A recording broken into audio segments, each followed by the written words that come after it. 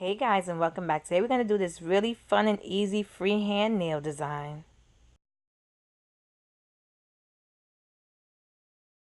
So I painted my nails with white polish, and the polish I use is by Sinful Colors, and it's called Snowy White. That's my go-to white polish. Now I wanted to do a really easy and simple nail design.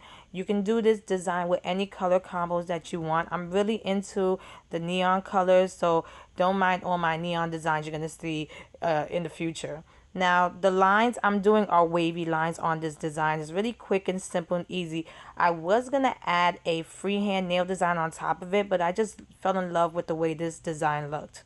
As you can see, real simple and easy and quick. And once I was done, I applied a quick dry top coat. I hope you really liked this video. Here's the finished look. If you like this video, please give it a thumbs up. And subscribe to my channel to get updates on when I upload new videos. And check out my Instagram at Funwithmynails to see more of my nail art. Thanks so much for watching. See you next time.